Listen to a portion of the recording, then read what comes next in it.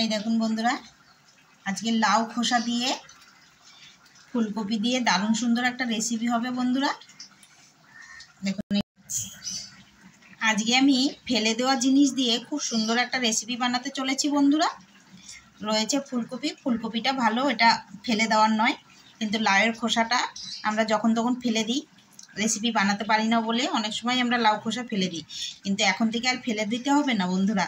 এই লাউ খোসা দিয়ে এত সুন্দর একটা রেসিপি হবে, দেখতে থাকুন, সঙ্গে থাকুন।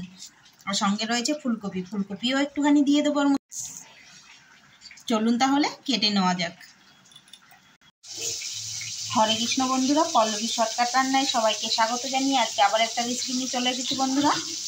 আলুর খোসা, লাউয়ের খোসা, এগুলো কিন্তু আলুর খোসা, আমি কিন্তু ছাড়িয়ে ফেলেছিলাম, সেখান থেকে আলুর খোসাগুলো রেখেছি, এই আলুর গাছগুলোও রেখেছি। দেখুন, এই যে গাছগুলো বেরিয়ে যায় আলুর থেকে, সেগুলো দিয়ে দিয়েছি। আজকে এই ফেলে দেওয়া জিনিস দিয়েই খুব সুন্দর একটা রেসিপি বানাবো বন্ধুরা। যেহেতু আমরা লাউয়ের খোসাও কিন্তু ফেলে দিই, তাই আমি এর মধ্যে আর একটু আলু বাড়িয়ে এর মধ্যে দিয়ে দিয়েছি। তারপরে এখানে রয়েছে ফুলকপির ডাঁটা, সব মিশিয়ে একটা খুব সুন্দর রেসিপি।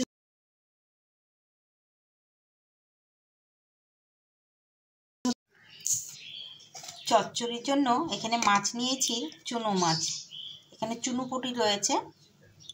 আজকে এই মাছ দিয়ে আমি সুন্দর করে রান্না করব। তেল গরম হয়ে গেছে, দিয়ে দেবো মাছ। এখানে রয়েছে 5 মিশালির চুনোপুঁটি।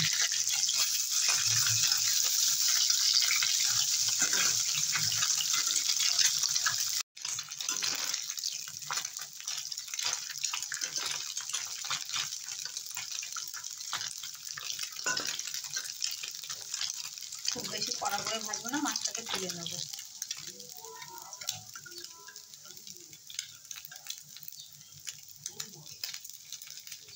এই তেলে চচ্চড়িটা রান্না করব।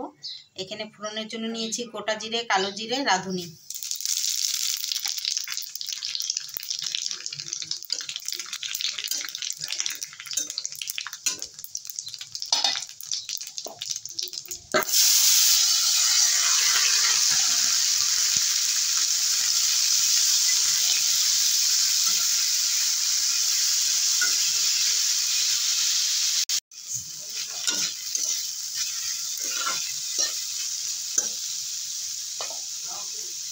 দিয়ে দেবো স্বাদ মতো নুন আর হলুদ।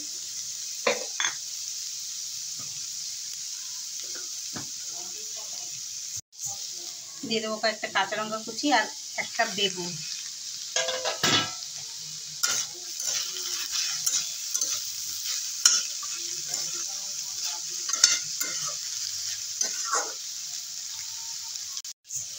দেবো সামান্য একটু জল।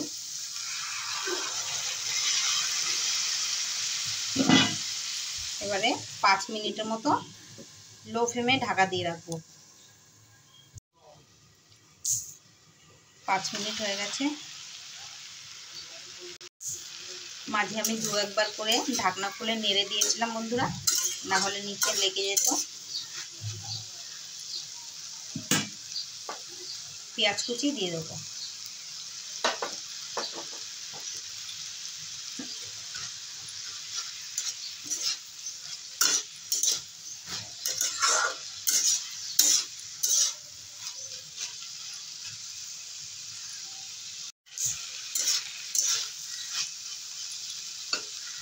এবারে গ্যাসের ফ্লেমটা বাড়িয়ে দেবো, একদম হাইতে করবো না, লোতেই রাখবো। এবারে দিয়ে দেবো মাছ ভাজা।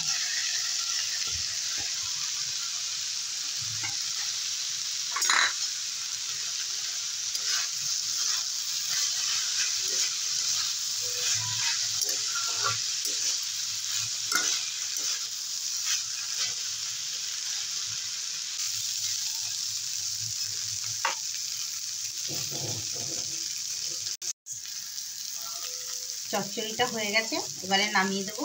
নামানোর আগে একটু আমি ভাজা মশলা দিয়ে দেবো। এখানে রয়েছে জিরে গুঁড়ো আর ধনে গুঁড়ো।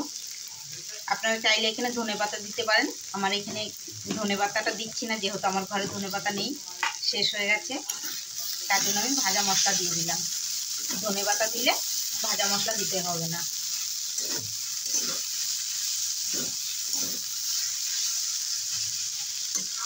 এখানে ধনেপাতাটাই বেশি টেস্টি হয়, কিন্তু ধনেপাতা যেহেতু আমার ঘরে নেই বলে আমি একটু ভাজা মশলা দিয়ে দিলাম। এবারে নামিয়ে দেবো।